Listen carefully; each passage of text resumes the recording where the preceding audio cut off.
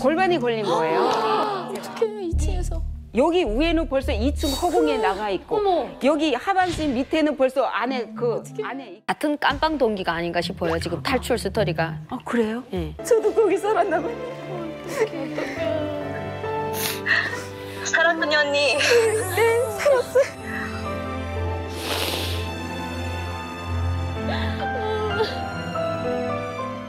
민정경찰인 경우에는 출신 성분을 많이 보고 내 키를 많이 보고 있어요. 저는 원래부터 민정경찰로 간 게 아니고요. 저는 전방 지역에 포연대에 배치됐어요. 네. 배치돼서 3년간의 군복무를 하다가 민정경찰의 인원 부족으로 인해서 대열 이동이 있었어요. 그때 우리 대대에서 180명 중에서 2명이 뽑혔는데 신원조회랑 뭐 키, 뭐 신체 조건 다 통과한 사람이 저였어요. 그래서 제가 키는 2번째였지만 모든 조건을 다 통과했기 때문에 민정경찰로 대열 이동이 있었습니다. 엘리트네, 엘리트. 강희는 산삼 때문에 해전선을 넘었다. 산삼 17뿌리를 캔 동기가 있었어요, 제가. 우와, 17뿌리씩이나. 제가 강원도에 배치됐을 때 이런 교육을 해요, 선임 구대원들이. 오갈피나무 잎사귀처럼 생긴 건 산삼이고 산삼은 이렇게 이런 데서 자란다고. 근데 설마 제가 산삼을 캐리라 뭐 이런 생각은 기대는 안 했었는데 앞에 그 교육을 엄청 받던 산삼 비슷한 게 있는 거예요. 아, 산삼인지 아닌지 긴가민가 하다가 그 산삼 줄기를 뜯었어요. 뜯고 그 주변을 엄청나게 표시를 해놨어요. 제가 다음에라도 찾을 수 있게. 그래서 저는 돌이나 풀로 표시를 해놓고 선임 구대원에게 물어봤어요. 이게 뭐냐고. 선임 구대원이 그걸 날래게 덮치더니 이렇게 얘기하는 거예요. 이게 어디서 났냐고, 어디 있냐고. 저는 그걸 얘기하면 산삼일 경우에는 압수당하잖아요. 그럼. 그냥 우연히 산에 갔다가 그냥 뜯은 거라고. 그러니까 그 부대 선임 구대원이 그 산삼 잎사귀를 자기 혼자 다 먹는 거예요. 그 자리에서. 너무하다. 너무했다. 네, 억울하고 하나치만 참을 수밖에 없었어요. 뭐 선임 구대원이고 제가 반박을 해봤자 뭐 터지게 맞는 일밖에 없거든요. 그래서 저는 반박을 안 하고 이렇게 위안을 했어요. 아, 내 뒤에는 산삼이 있다. 아, 내 뒤에는 산삼이 있다. 내 뒤엔 산삼이 있어. 내 뒤엔 아빠가 있다. 내 뒤엔 산삼이 있다. 다음 날 산삼 제가 뜯은 그곳에 가서 그걸 캐기 시작했어요. 주변을 한 50cm 정도 이렇게 파고 그것과 똑같았던 것이 엄청나게 있는 거예요. 마당삼. 이거 보고 마당삼이라고 하거든요. 굉장히 큰 행운을 만났죠, 제가. 그래서 저는 그 산삼 17뿌리를 어떻게 쓸까 고민 끝에 이런 현명한 생각을 하게 됐어요. 어떤 건데? 부대 지휘관들에게 상납을 해서 제가 편한 직업이나 편한 보직 임무를 수행하자. 와, 똑똑하다 진짜. 제가 편하게 하려면 제가 라인을 잘 잡아야 되잖아요. 그렇죠. 저의 생각은 되게 현명했고 산삼을 상납한 이후 약처병이라는 그런 편한 직업을 얻게 되었어요. 부대별로 좀 틀리긴 한데 약처병이 공식적인 없어요. 아예 만들어낸 건데 군대는 이제처럼 돈이 있어야 되잖아요. 그러니까 훈련 준비해야지, 훈련 들어가려면 뭐 도색 해야지, 훈련 장비 뭐 구해와야지 뭐 해야 되니까 그 돈이 있는 날 데 없으니까 산삼 캐는 산삼 캐는 거. 저는 둘쭉 캐러 왔다 도망갔잖아요. 그러니까 공식적인 약처병은 진짜로 없어요, 원래는. 네, 맞아요. 강원도 산간 지역은 산삼이나 약초를 캐서 그 외화벌이를 하고 있고 좀 계할지대 같은데 거기서는 강에서 사검을 캐요. 굼으로 외화벌이를 하고 있거든요. 그런 식으로 북한의 모든 군에서는 외화벌이 사업조라고 비공식적으로 그런 사업조를 만들고 있어요. 17뿌리로 인해서 제가 약처병이라는 보직을 수행하게 됐잖아요. 근데 제가 그 요독을 오랫동안 막 유지하기는 힘들거든요. 약발 떨어졌어. 네, 중간에 지금 캐와야 산삼의 되는데. 약발이 다 떨어지기 시작하더라고요. 그치, 약발이.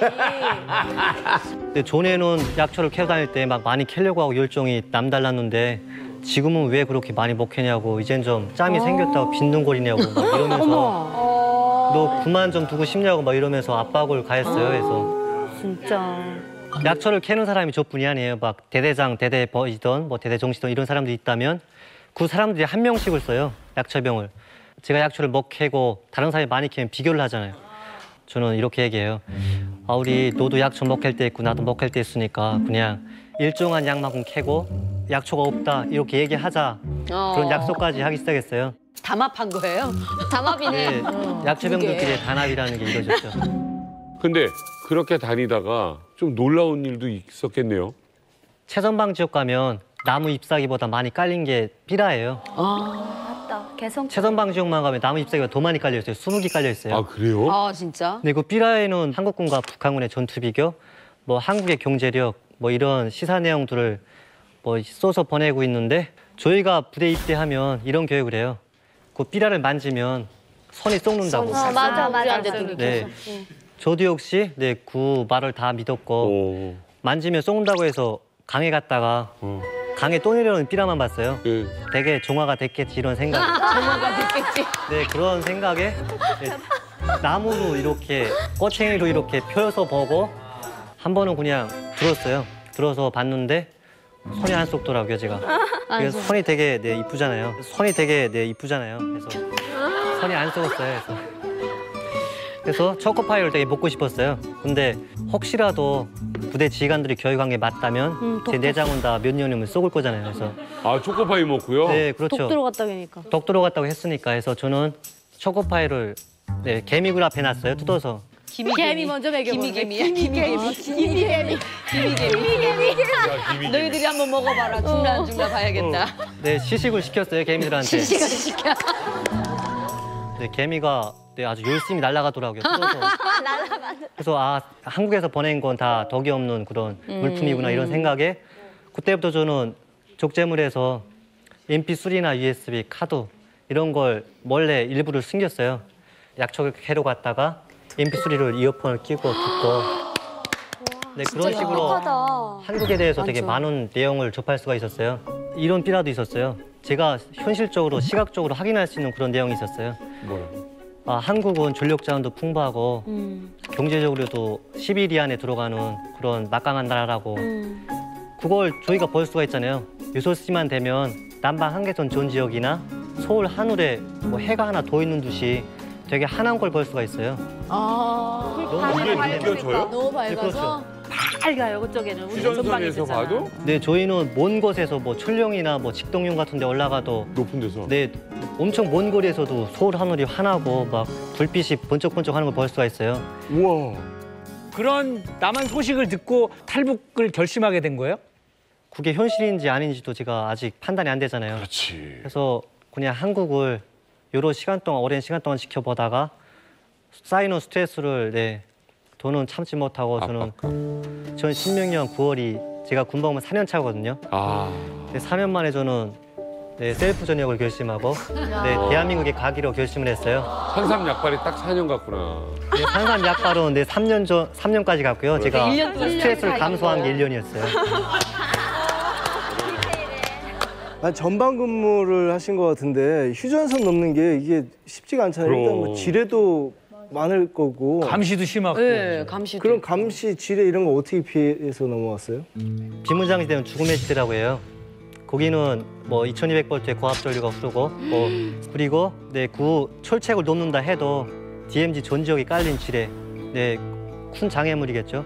근데 심각한 그 두려움보다 그 스트레스 받는 약초 때문에 스트레스 받는 게 더 힘들다고 생각했어요. 정신적으로. 그래서 차라리 뭐 죽는 하이더라도 한국 가다가 시원하게 죽는 게 낫겠다 이런 생각을 했어요. 제가 진짜 죽을 각오를 하고. 뭐 9월 28일이나 뭐 7월 28일 뭐 2달에 한 번씩 교방을 진행해요. 민정경찰이 군무소속 군인들과 휴식 차원에서 교대를 해요. 그때 선발대가 올라갈 때 저 역시 그 배에 타서 비무장지대까지 투입됐고 그 후에는 저 혼자 따로 비무장지대로 오르기 시작했어요. 지피로. 도로를 건너야 돼서 건너고 있는데 앞에서 민정경찰 2명이 군무교대를 하고 식사를 하려고 지금 오고 있었어요. 그때 구군인들은 경무장한 상태였고 자동보총 AK 소총을 휴대한 상태였고 2명이 얘기를 하면서 마주오고 있더라고요. 보초상이랑. 저는 그때 되게 겁났어요. 그때 막 심장의 박동 소리를 제가 들었어요. 막 쿵쿵대는 걸 들었어요. 여기 나오기 전에도 심장 박동 소리를 들었지만 그때도 들었어요. 이만감 나오기 전에.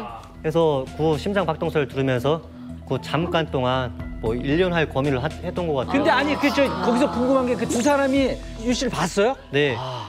100m 전방에서 저를 봤어요. 해서 어떡해. 저는 도망칠까? 뭐 이런 갈등되는 생각을 하다가 그냥 맞받아 나가자. 자연스럽게 나가자 이런 생각을 했어요. 엄청 뭐 태어난 척하면서 걸어갔어요. 연기도 잘하네. 근데 다행히도 그 군인들이 저를 무시하는 거예요. 할렐루야. 무시당한 게 그렇게 고마울 때는 내 그때라고 생각됩니다. 앞으로도 없을 거고요. 그래서 그때 그 군인들 뒷모습을 실컷 잊고 쳐다보면서 고맙다. 그 군인들이 커브를 돌아서 안 보일 없어질 때까지 보다가 그때부터는 내 산용선을 향해서 열심히 뛰기 시작했어요. 두 군인을 무사히 통과한 이유가 한 가지가 있어요. 또 제가 제작 군복을 입었었어요. 잠깐만 제작 군복은 뭐예요? 구성군복이 아니고 본인이 이제 자기 몸에 맞고 또 맵시 있게 자기가 이제 만들어 입는 걸 제작복이라고 해요. 예쁘게. 근데 그걸 왜? 근데 이게 제작복이 원래 근무 지역에 들어가가지고 규정 생활하는 사람들은 못 입습니다. 근데 얘처럼 약처병 하면 얘 규율 생활 안 하거든요. 지가 내지 갈 수도 있고 하니까 그때 제작복을 다 만들어요. 그 군인들이 딱 봤을 때 제작복 딱 입고 꼴 깃게 나가니까 아 쟤는 이제 여단장이나 뭐 대대장 무슨 연락병 아니면 본전 있던가 아니면 무엇인가 하는 애다. 그래서 무시했구나.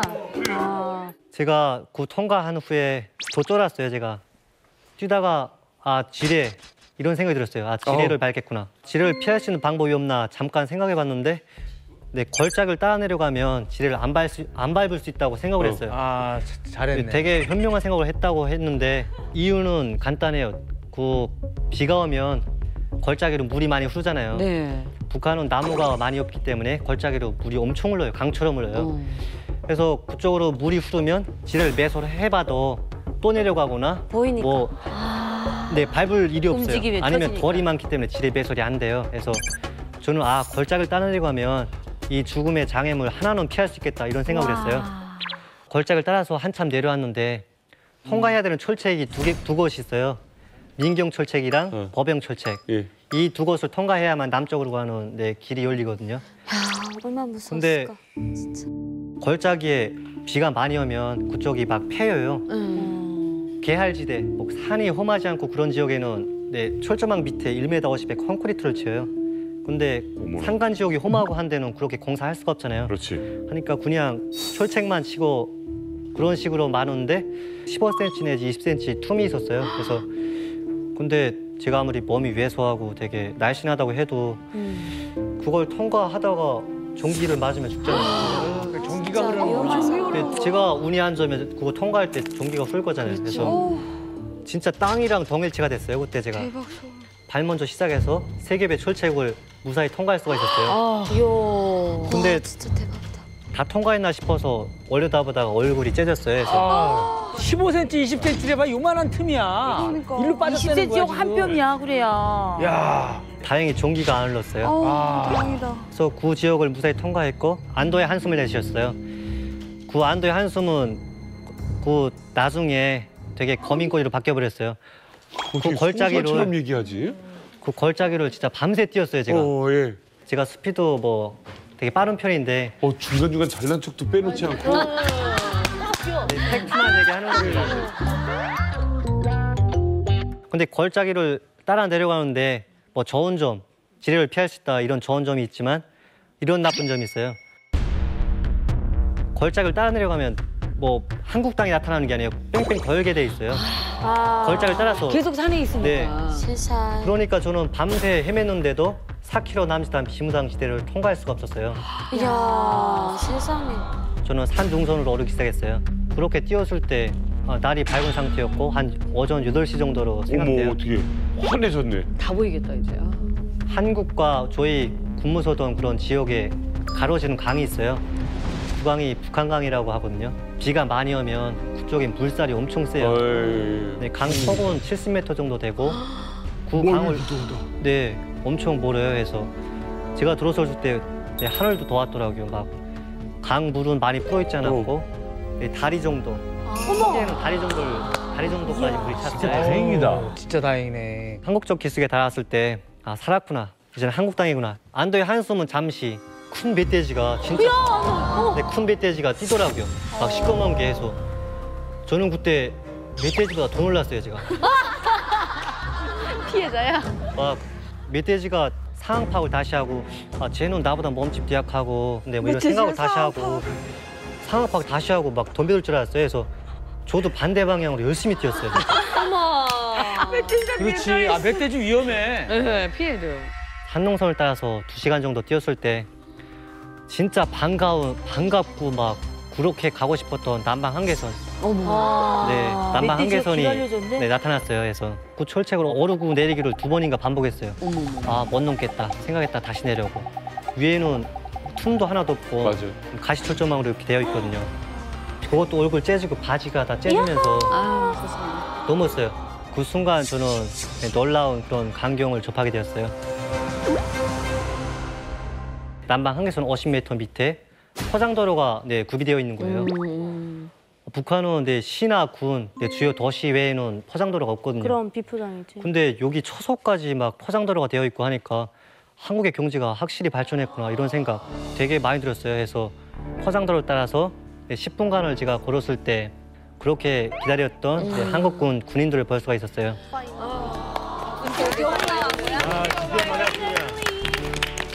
드디어 만났다. 그래서 제가 그때 건물을 서는 군인들이 향해서 뭐 천천히 갔을 때 네. 군인들이 저를 발견했어요. 네. 발견하고 조사기관에 도착했을 때 저에게 되게 심쿵하는 그런 장면을 연출시켰어요. 연출이야. 막 군인을 부르고 의사를 부르고 하면서 도착했을 때 째진 얼굴을 보면서 치료부터 하라고 되게 인간적인 그런 느낌을 받았어요. 그래서 거기 감동을 다시 한번 받았고 일단 시추시라고 해서 저에게 되게 호화스러운 막 샤워실이랑 네, 그리고 되게 맛나는 그런 첫 끼를 제공해 주셨어요. 뭐 줬어요? 먹을 거? 네, 제가 처음으로 먹은 음식은 네, 라면이었습니다. 라면 땡긴다. 라면을 줬어. 비빔밥도 아닌 라면. 아니 라면을 먹고 싶다고 해서 준 거예요? 아니면은 빨리 줘야 되니까. 네, 식사 시간이 지금 3시라서 애매한 시간이잖아요. 그래서 라면부터 급하게 드시라고 해줄 수 네, 있는 설명까지 되게 친절하게 해주셨어요. 라면 좋지. 야, 라면은 최고지 뭐해. 그때부터는 네, 한국에 대한 네, 경치, 뭐 한국에 대한 소감을 만끽할 수 있었고 예. 네, 그 이후로. 행복한 순간을 네, 최고의 라면이었군요. 야. 야.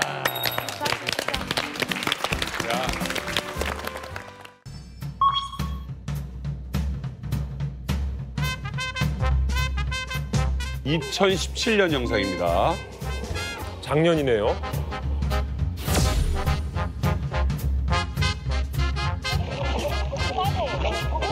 메뚜기 장마당 같다. 우리나라 그냥 시골 모습 같아요. 비슷한 것 같은데 재래시장이랑. 예. 오! 자전거가 엄청 새 거야. 라이터? 옛날에도 저랬는데.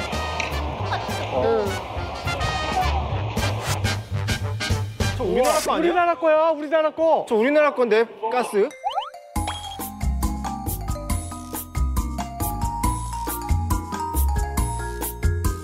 야 리오카도 저렇게 아직도 있구나. 토산물 시장. 냉장식품. 야, 뭐 저런 것도 챙기고, 야, 발전했다, 야. 마트 같다. 마트인데, 마트? 마트야. 여기 USB 파는 거 있어요? USB라고 없어요? USB?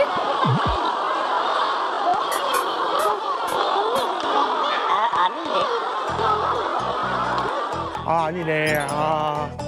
USB 끼우는 거. 아 USB를 못 알아들어서. 메모리라고 해야 알아들을 것 같아. 메모리 USB 32기짜리 있어요? 얼마예요? 150입니다. 뭐가 그렇게 비싼데? 이거 송이 말투인데? 아이스크림 박스다. 야, 장사 잘 된다. 마트 들어가니까 이렇게 형광등 딱 들어가 있지 않습니까? 근데 전기 사정이 참 좋아졌구나라는 걸 볼 수 있었고. 전기 사정이 좋아졌구나.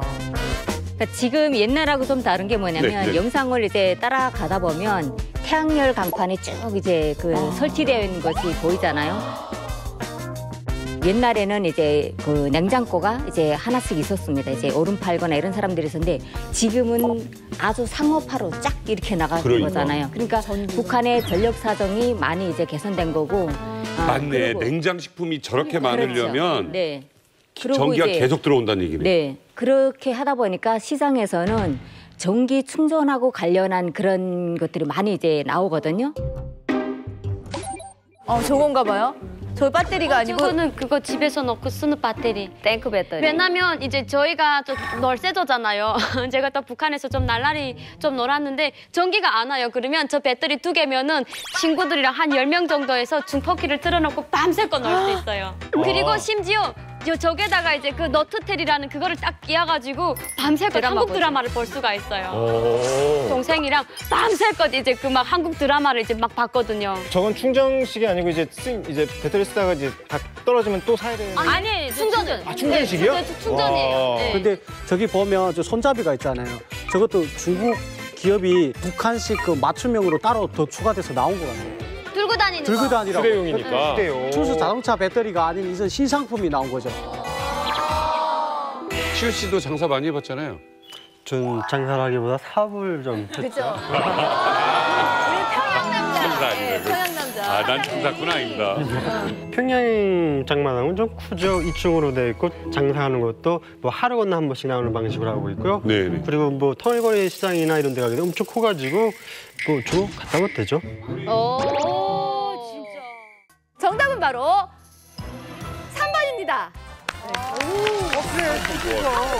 전용 상품권은 없대요. 사실 제일 있을 것 같잖아. 종이밖에 안 되니까. 그럼 그 반대말은 그럼 QR코드랑 택배 서비스가 가능하다고요? 된대요. 예. 전국 각지로? 있어요. 있어요. 이거 말도 안 저는 된다. QR코드는 정말 신기해요. 근데 순실 언니 혹시 QR코드가 뭔지 알아요?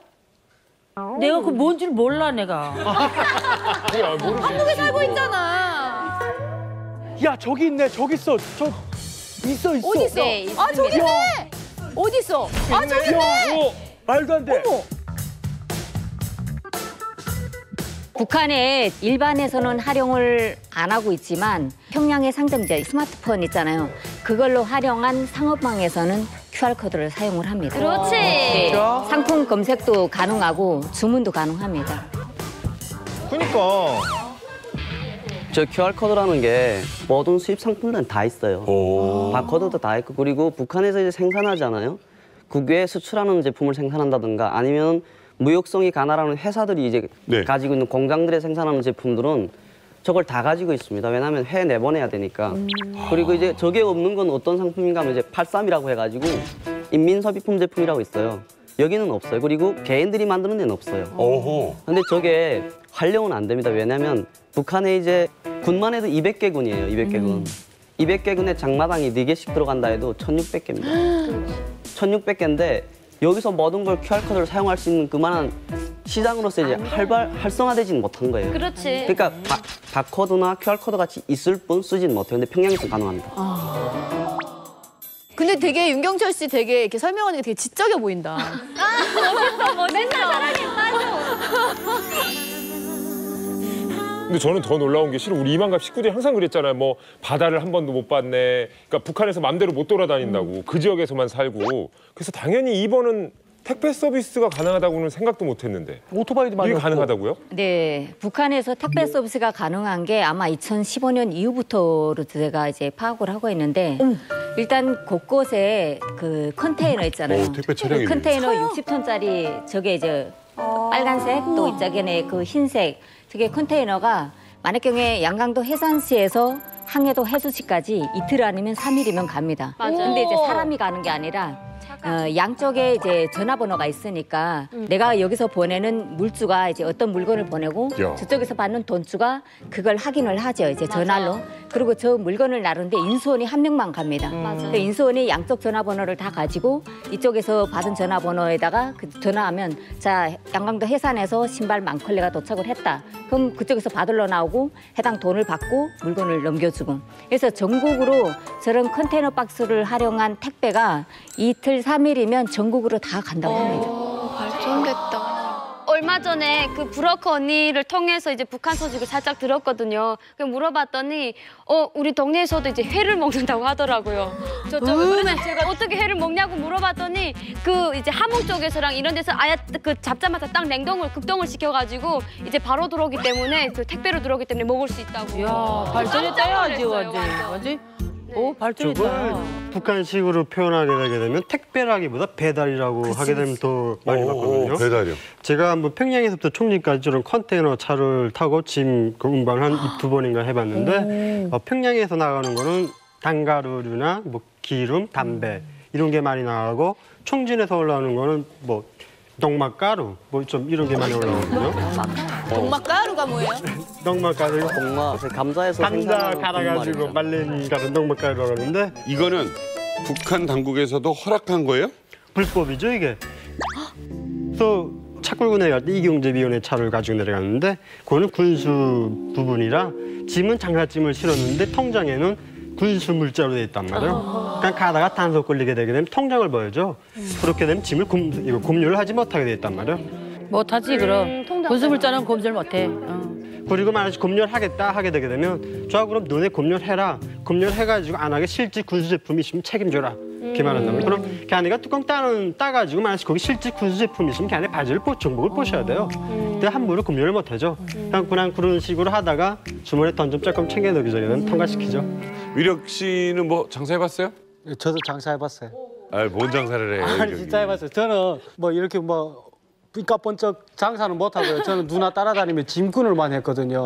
무산, 철송 그쪽에 들어가게 되면 찹쌀이 없어요. 그래서 그 온성 쪽에서 찹쌀을 가져다가 철송해라 팔고 철송에서 그 기름 있잖아요. 그 기름을 기관차대에라 싣고 청진까지 와갖고 팔고 그 돈을 배라 이렇게 찼어요. 근데 들어올 때는 대부분 서비스차를 타요. 트럭인데 트럭 뒤에라 그 쌀하고 뭐 짐 같은 거 꽉 싣고 그 위에 사람들이 타요. 그러다 보면 그 트럭 짐이 안 떨어지게 이렇게 꾼을 막 이렇게 십자가로 묶잖아요. 그 꾼이 잡는 게 전부예요. 겨울이거든요. 겨울이게 되면 비늘방망으로 눈만 딱 내놓고 막 발을 이렇게 딱딱딱 감아갖고 해갖고 딱 이렇게 하게 되면 출발 덜컹 가게 되면 뭐 이런 소리가 그 바람 소리에 방막에 푸닥푸닥푸닥푸닥 그렇겠다. 막 이렇게 가는데 등이 따뜻한 거예요. 뭐야? 왜? 아니 뭐야? 그래서 딱 봤는데 이렇게 향수 냄새가 싹 나는 거예요. 살짝. 누가 껴안았나 보다. 여자가. 추우니까. 여자가. 추우니까. 너무 추우니까. 그러니까 북한 여자분들이 좀 이렇게 좀 부끄러움을 많이 타요. 그 사람이 나를 조금 이렇게 의지를 해야겠다고 생각을 했나 봐요. 처음에는 이렇게 옷 같은 거를 이렇게 잡기 시작하다가 점점 잡은 게 내 몸을 이렇게 뒤에서 잡는 거예요. 내 몸을 이렇게 뒤에서 잡는 거예요. 근데 솔직히 뭐 나쁘지는 않죠. 저는 제 입장에서는. 근데 대신 힘들어요. 왜냐면 그 여자 몸까지 내 몸에 시청거리다 보면 나는 배로 또 이렇게 그래, 가는 힘들어. 거예요. 근데도 뒤에 이렇게 있으니까 싫지는 않고. 너무 뿌듯한 거예요. 누구가 이렇게 의지가 된다라는 게. 그래서 아침에 딱 도착해갖고 딱 돌아봤는데 그 여자가 머리를 했는데 머리를 살짝 숙였어요. 그래서 고맙다는 거죠. 그래갖고 평상시 같으면 이렇게 잡고 떼내리겠는데 그 여자가 있으니까 멋있게 한 발로 딱 이렇게 착지 딱 하면서 딱 해서 집에 갔거든요. 냅작에 마무리까지 깔끔해야 하잖아요. 딱 가는데 집에 가서 보니까 돈이 없는 거예요. 돈이 없는 거예요. 여자한테 당했네. 근데 중요한 거는요. 돈이 떨어진 거 같아요. 그 사람이 뭐 설마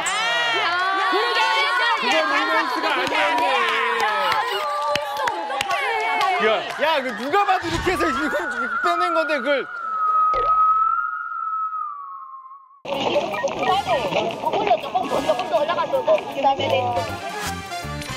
이 사람은 무슨 장사꾼일까요? 정답은 뭐죠? 정답은 바로 충치 뽑아주는 사람. 이빨이구나. 아, 이빨이야.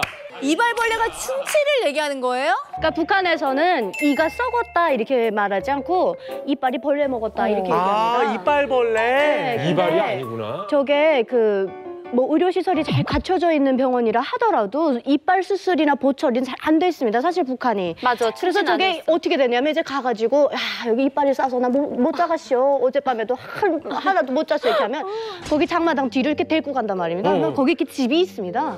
그래가지고 무서운데? 어디가 싸요 이렇게 입 벌리죠. 그럼 이렇게 입 딱 벌려주면 안에 이렇게 썩은 거 보인단 말입니다. 그러면 이거 얇은 바늘 아닙니다. 상상하는 그런 바늘 아니고 뚜개 바늘보다 좀 더 가는 정도의 이런 바늘을 앞편을 이렇게 끝에다가 살짝 붙여가지고 그러니까 진통제가 없으니까 아 이빨 아파요 지금. 앞편을 이렇게 싹 바르고 그걸 이렇게 찌른단 말이에요. 그냥 찔러가지고 고름을 빼고 순을 이렇게 넣으면 그게 이렇게 굳어진답니다. 안에서. 그러면 그 구멍에다 순을 넣어서 안에 이빨 균을 그 순이 먹게끔 한 다음에 뽑아내는 원리입니다. 근데 그 중금속 안 되는데. 빨아내는 기계가 없으니까 이거 정말 나쁜 거니까 삼키면 안 돼요. 근데 어머, 카니 나 이거 먹으러 넘어가니까 진짜 막 이렇게 하는데 참아야 되는 겁니다. 그러다가 여기 이렇게 넘어가면 이게 더러운 거니까 참으라고 그러면 또 뱉어내고 또 하고 그러면 막 그 침에 고름에 그냥 다 뱉어내는. 그러니까 정식 치과 의사가 아닌 거네요. 근데 병원보다 효과는 훨씬 좋습니다. 왜요? 아니요, 병원. 왜기니? 난 진실만 얘기합니다. 병원에 가면 어떻게 해주는데요? 병원에 가면 이렇게 다 기구가 있긴 한데 진통제도 없고 뭐 페니실린 이런 것도 없으니까 사실 병원에 가도 뭐 새로운 대책 나오고. 아니 근데 언니 병원에 가잖아요. 병원에 가면은 진짜. 그냥 딱 가서 입 치아 보이잖아요. 그러면 이 생이빨도 아프다 이러면 그냥 벤치 넣고 그냥 뽑아줘요. 벤치로? 네, 그게 특효예요. 아 그냥 뽑아 썩었는데. 예. 썩어도 그냥 다 뽑아요. 그래서 그게 안 가요. 민희 씨 평양은 어때요? 병원에서 다 해요. 저는 저거 보면서 깜짝 놀란 게 개인이 이빨을 갖고 막 한다는 게 너무 무서웠던 거예요. 평양에 가면 그래도 누워갖고 다 보고 뭐 임플란트는 아직 좀 미흡하긴 한데 그래도 다 보는 게 스케일링도 있어요. 해? 스케일링도 하고. 오 마이 갓. 이거 생각보다 뽑고. 평양. 이빨 한 대 뽑을 때도 보게 되게 되면 뭐 진통제가 없다고 했는데 진통제 여기 잇몸에다 다 놔주고 마취 다 그리고 해주고 순 여기도 순 훈이는 콩으로 다 순 뽑아주는데 어우 저 평양 어찌나. 너무한다 야 진짜. 아니 근데 왜 이빨벌레가 아니고 이발벌레예요? 북한에는 이빨이라고 그래요. 개소리를 쓰니까.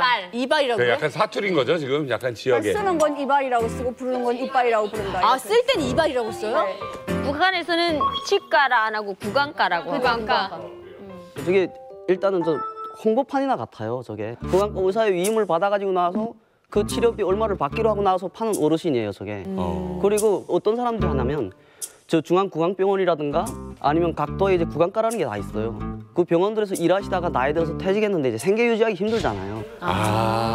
자격증은 있구나. 그러니까 그런 사람들이 가지 않으면 자기는 대학을 열심히 다녔는데 마지막 졸업하기 전에 이제 경제적인 곤란이라든가 여러 가지 그렇지. 어려움으로 재학을 중퇴했어요. 이게 중퇴했어요. 하니까 이제 자격증이 없는 거죠. 그때는 비법적으로 가는데 그 사람은 자격증이 없을 뿐 구강과에서는 그래도 손꼽히는 그런 의사예요. 그런 사람들이. 그러니까 실력은 대단히 좋아. 그러니까. 저희 때는 그냥 이빨이 썩게 되면 이게 벌레가 제일 싫어하는 게 지메누리라 해가지고 지메누리에 가가지고 맞아요. 언니 지메누리 어려웠잖아. 우리 엄마 그랬어. 우리 엄마. 저는 이거 안 썩었는데 제 동생이 항상 이빨 아프다 해가지고 그럴 때마다 제 동생이 아프니까 빨리 지메누리 팔아. 그러면 아파트 밑에 창고 밑에 숲 한 대 가게 되면 지메누리 흔한 게 지메누리예요.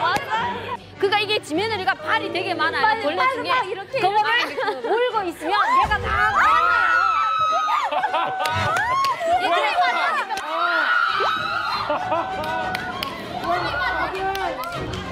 그 동그란 벌레, 공벌레, 공.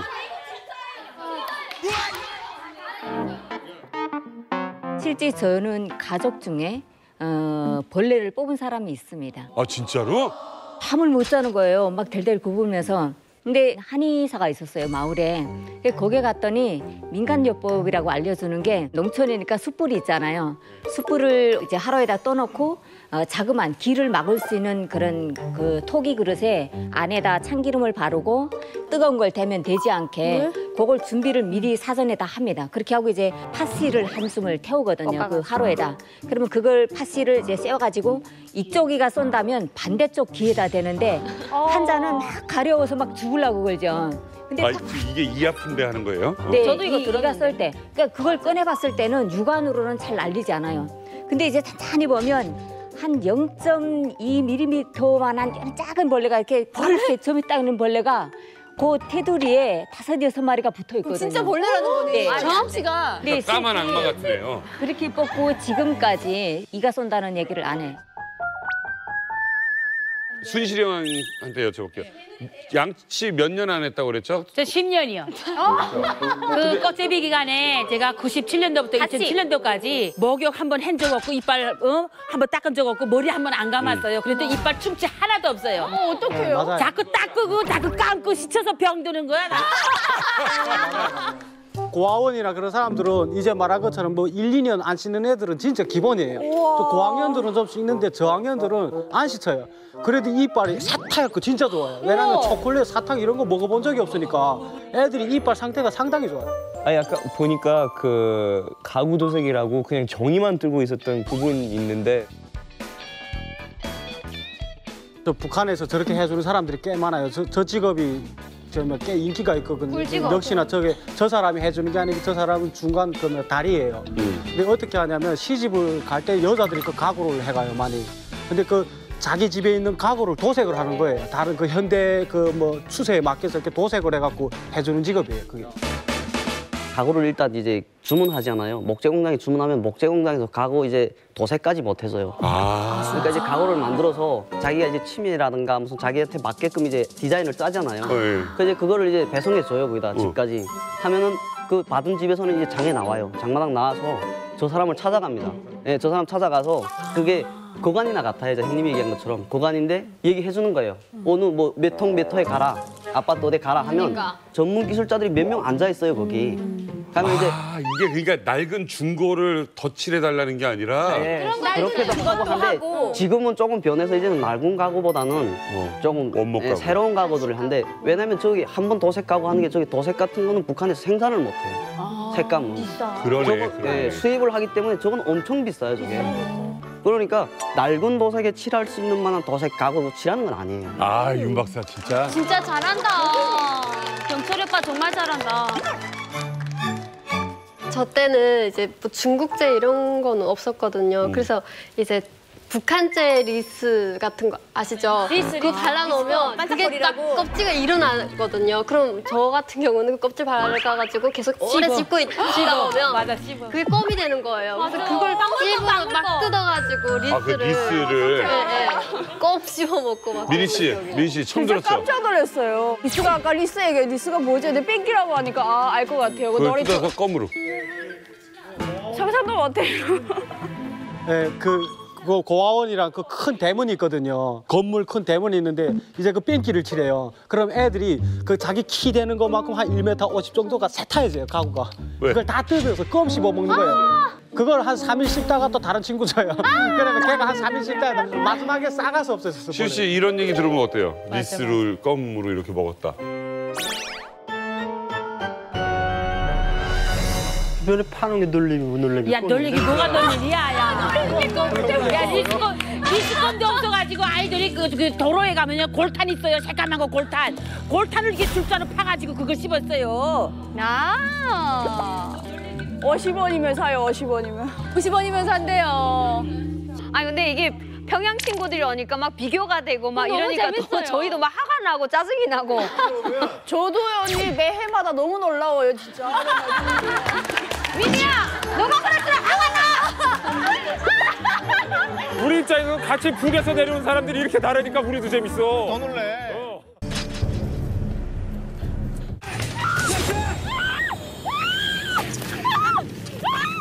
你要会吃炒馅。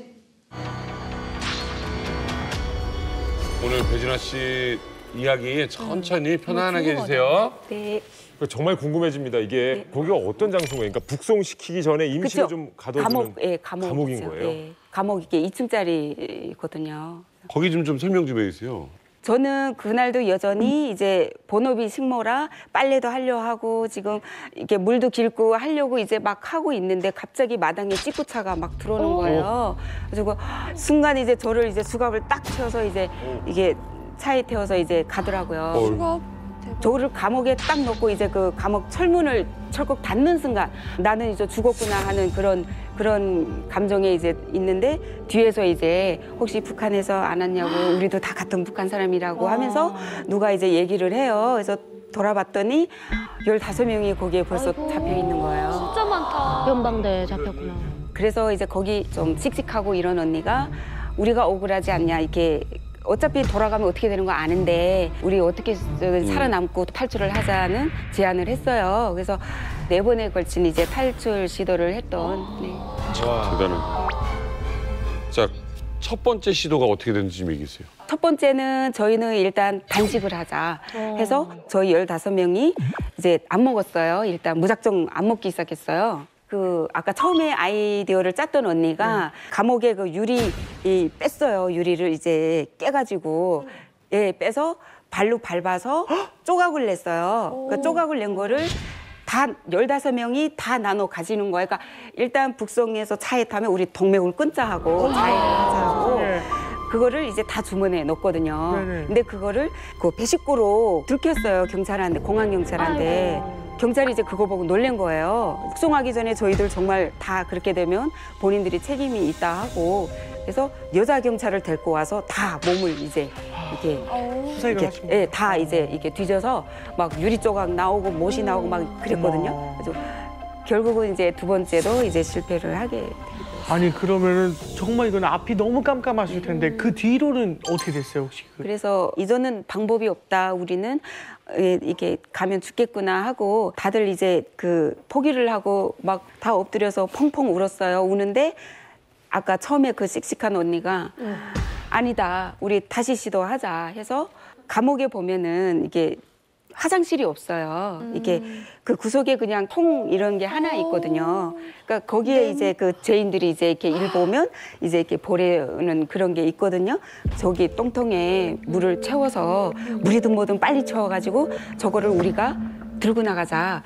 그래야 저 철문이 열린다. 그때야 철문이 열리지 안 그러면 열릴 수가 없다고. 그래가지고 저희가 막 화장실 보고 막 물 달라 해서 물을 경찰들 막 물 주고 해서 그 똥통에 물을 하나 채웠어요. 채우고 채웠다고 하니까 이제 경찰이 와서 문을 열었어요. 들고 버려야 되니까. 근데 이제 문을 여는 순간 그 언니가 이제 들고 나가면서 그 통을 발로 빵 찼어요. 차가지고 사무실이고 복도고 막 똥물에 쫙 난리도 아니었거든요. 그 동시에 이제 철문이 열렸으니까 애들이 이제 와 하고 밀려고 나갔거든요. 근데 1, 2초도 안 돼서 밑에서 경찰들이 권총 딱 이렇게 하면서 이제 다 쏴 죽이겠다 올라가라 해서 다 이제 다시 잡혀서 올라왔거든요. 그래서 그것 또한 저희가 이제 실패로 갔던 것 같아요. 단식도 하셨고 자해에 심지어 똥통까지 뭐 3번이나 이렇게 시도를 하셨는데 그럼 결국 혹시 포기를 좀 하셨나요? 아니요. 아까 그 씩씩한 언니, 그 언니가 다시 또 아이디어를 짰어요. 와, 대단하시다. 네 번째 시도를 했어요.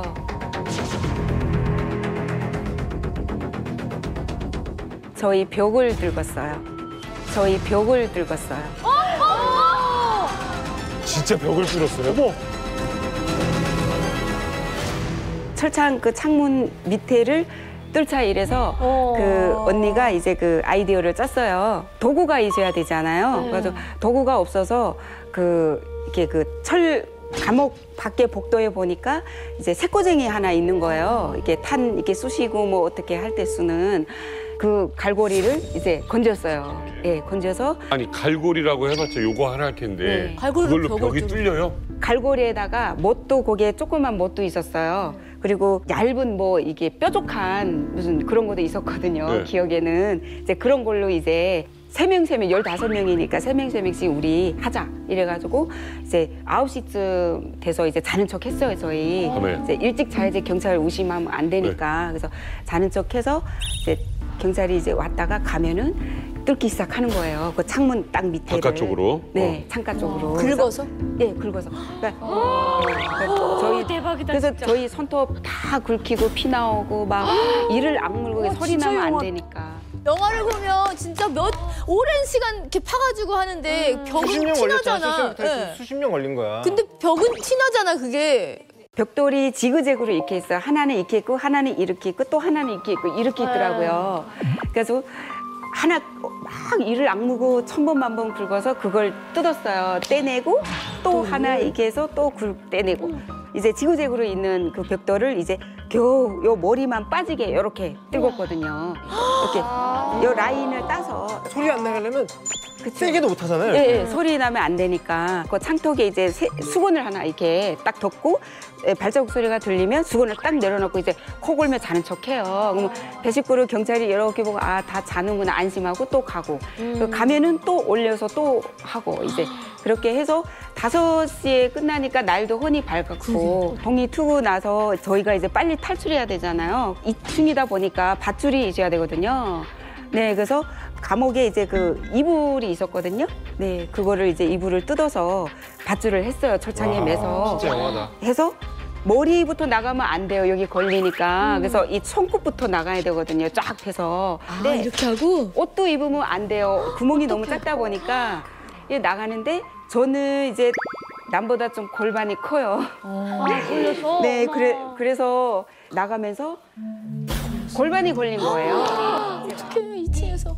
여기 위에는 벌써 2층 허공에 나가 있고 여기 하반신 밑에는 벌써 안에 안에 있고 있어 거기서 이제 난리가 난 거예요. 빨리 제가 빠져야 사람들이 빠질 거 아니에요. 빨리. 그래서 그때 당시 왜 지렁이 생각이 나는 거예요. 지렁이요? 네, 이게 뜬금없이 지렁이 생각이 나는 게 지렁이는 선발도 없는데 잘 가잖아요. 그래서 숨을 이렇게 지렁이처럼 이렇게 막 올렸다가 하니까 쑥 빠지는 거예요.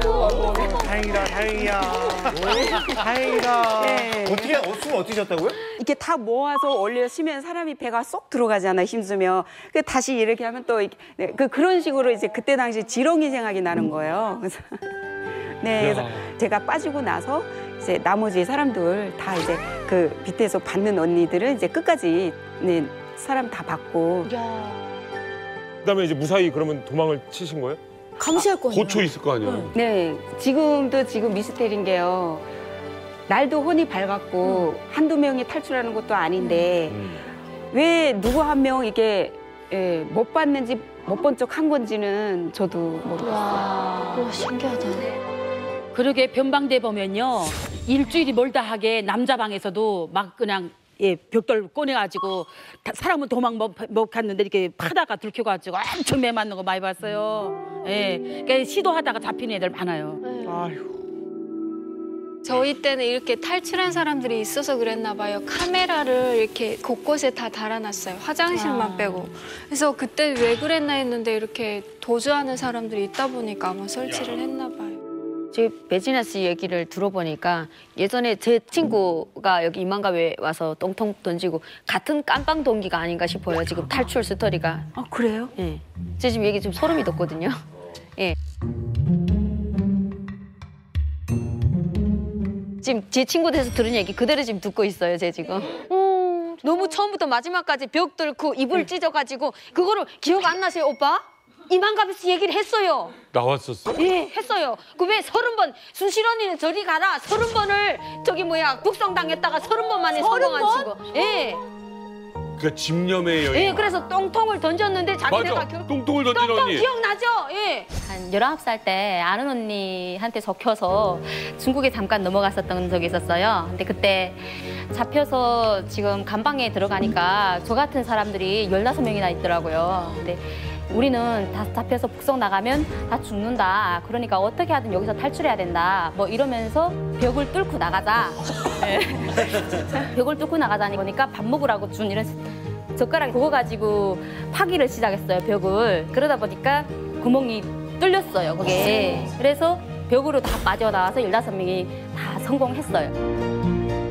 지금 유현주 씨가 자꾸 아무리 생각해도 내가 아는 사람 이야기와 겹치는 것 네, 같다라고 네. 하셔서 혹시나 싶어서 그냥 전화 연결 한번 갑자기 한번 해보도록 하겠습니다. 전혀 뭐 짜여진 게 아니에요. 전화. 너무 신기하다. 그날 같이 있었던 사람일 수도 있는 거예요, 진짜. 그 15분 중에 한 분일 수도 있는 거 아니에요? 예. 정경순이에요. 간다, 정경순. 간다. 정경순이요? 우리 엄마 이름인데? 어떡해. 여보세요? 네, 여보세요. 여보세요? 네, 여보세요. 아, 저 이만갑 진행하고 있는 개그맨 남희석입니다. 예, 안녕하세요. 아, 안녕하세요. 예. 혹시 제가 어떤 분을 전화를 바꿔드릴 테니까 그분하고 한번 통화 한번 부탁드릴게요. 잠시만요. 네, 여보세요? 네, 누군가요? 네, 저기 혹시 할빈의 그 오상 쪽에서 그 깜방에 잡혔을 때 예, 맞아요. 저기 어떡해. 오산 맞아요, 오산. 저기 어떡해. 저기 혹시 그때 저희 15명이 잡혀됐잖아요. 예, 15명이 맞죠. 예, 맞아요. 저희가 좀 눈도 크고 키도 큰 언니가 그 똥똥 이제 들고 나가서 이제 그 사무실에 막 엎고 막 했잖아요. 예, 그 보이부에서 예. 그래서 저기 떨어질 때 그 언니가 예. 15명이 한 번에 그 구멍으로 다 나갈 수는 없으니까 이렇게 순서를 정해줬잖아요. 진짜 많네요, 제일 진짜. 나이가 어리다고 진짜 처음으로 떨궈준 애예요. 진짜 많네요. 반갑습니다. 이젠 반갑지. 맞아요? 저도 거기 살았나 봐요. 살았더니 언니. 네, 살았어요.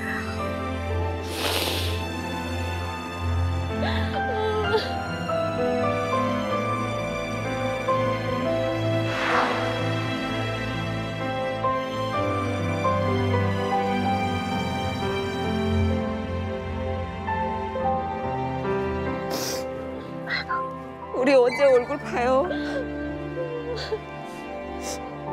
반갑습니다.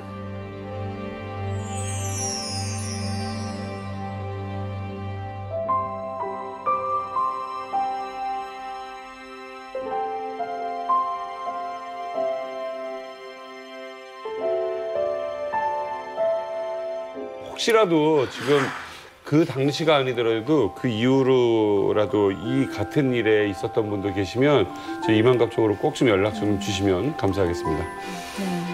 뭐 이처럼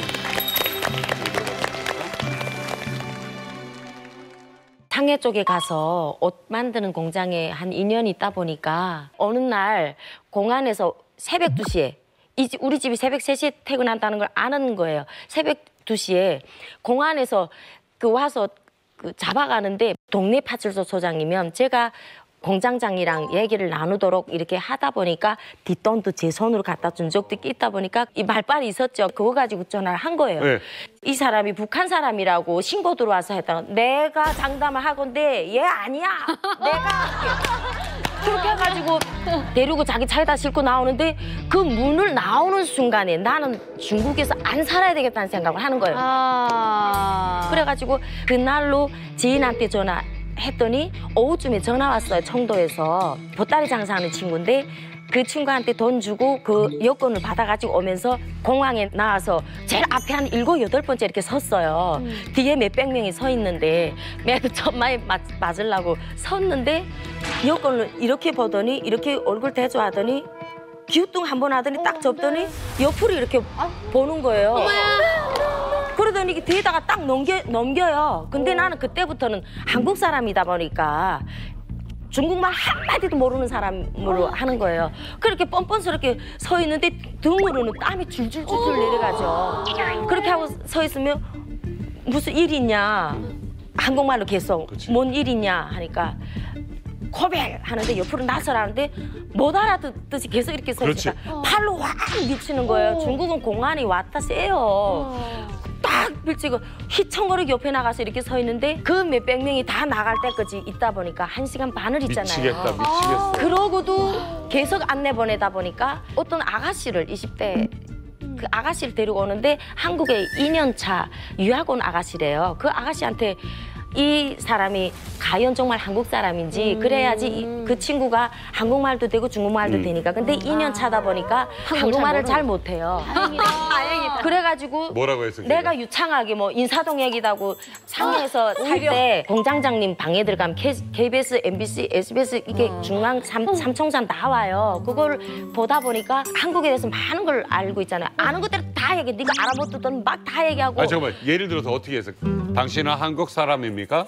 예, 한국 사람입니까? 예, 한국 사람 대구에 살고 있습니다. 그렇게 하고 자기는 대구를 모르니까 인사동 얘기를 해달래요. 그 인사동은 번화가고 뭐 사람들이 많고 그리고 동대문, 남대문 들었던 얘기 다 하고 그리고 전라도와 경상도로 가로지는 노래 생각나가지고 노래 얘기도 막 하고. 야, 이걸 우리가 본다고 해봐. 그러면 이거야. 거기 유학생은 당신은 한국 사람입니까? 인사동 얘기해주면 그때 말투면 니 왜 모르니?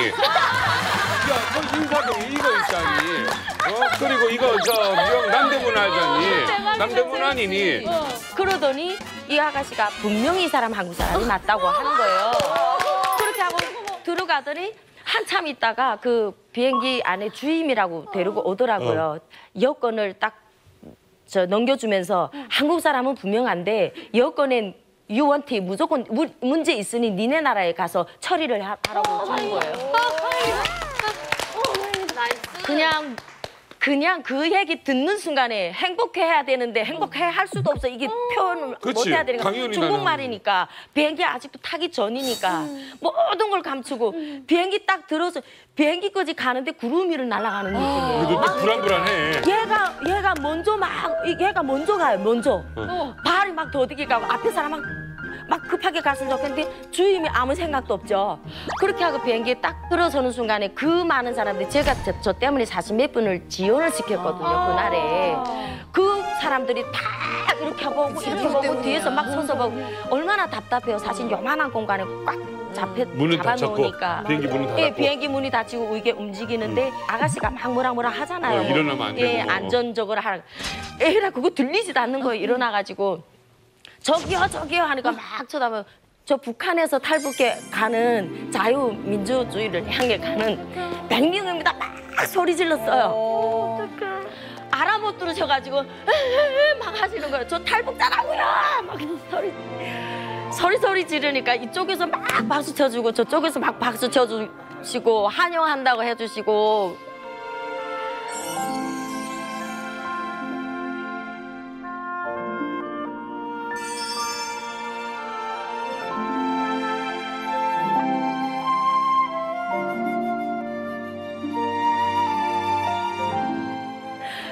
그때 그 얘기하면서 막 소리 지르면서 울었던 눈물이 어떤 감정인지 지금도 모르겠어요.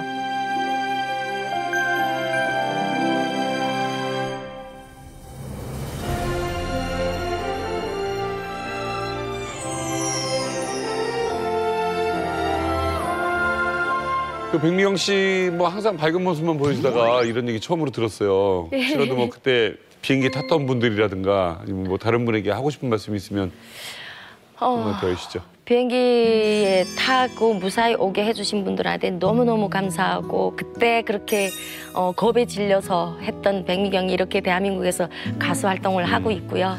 이번에 이산가족 만나면서 저희 엄마가 저 사람들 너무 부럽다 그러시는 거예요. 희망이라도 있지 않냐. 우리는 희망도 없다고 죽어도 어떻게 어디에 뿌려질지도 모르겠다고. 그래서 그 엄마한테 힘내라고 노래 한 곡 해드리고 싶어요.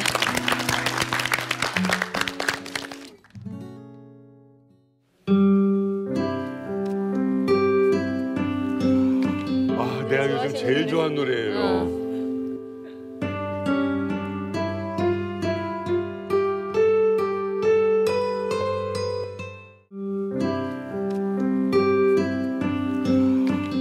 내가 요즘 제일 좋아하는 노래예요.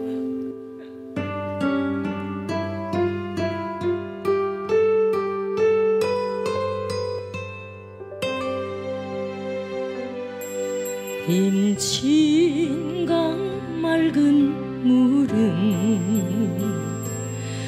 흘러 내리고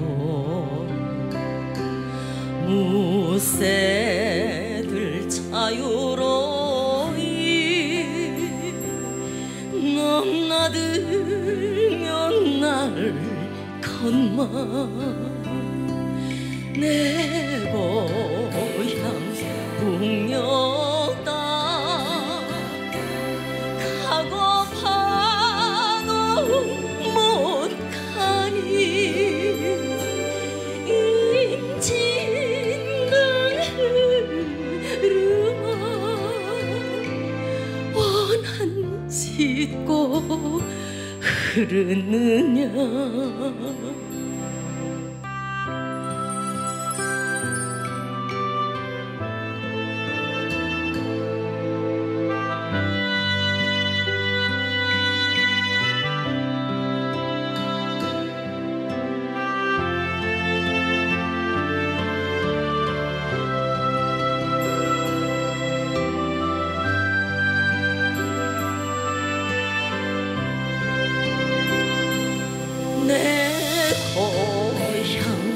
북녘 땅